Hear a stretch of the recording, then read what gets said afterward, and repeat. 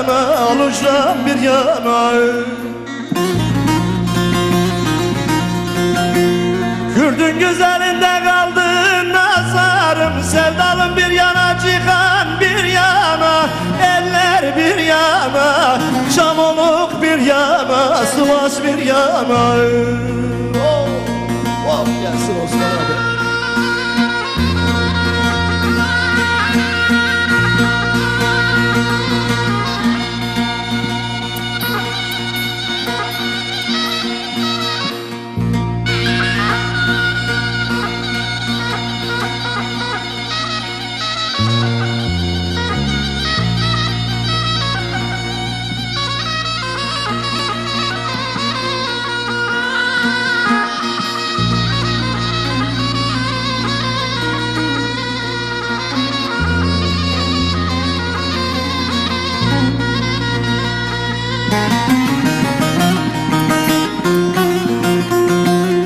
Sarılsam boynuna, assam derdimi, doya doya silsem akan terini.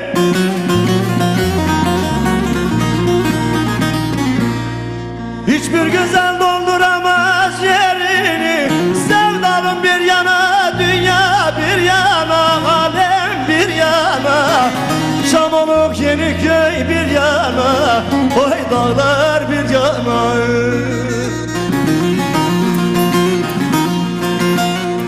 Hiçbir güzel dolduramaz senin yerini. Sevdalım bir yana, çıkan bir yana, İmranlı bir yana, aha benim Türkiye'm bir yana, dağlar bir yana.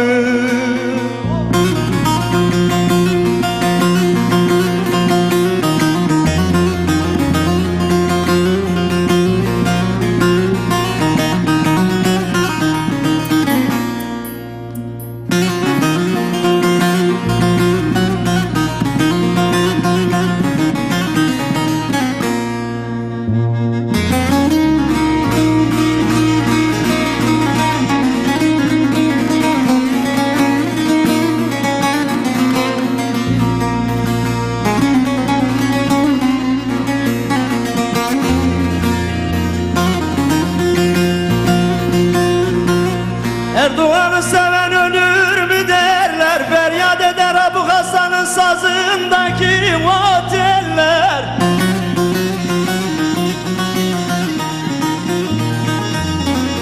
Kara saçlarını dağıtmış yeller, İmranlı bir yana, dünya bir yana, canlar bir yana, anam bir yana, dostlar bir yana.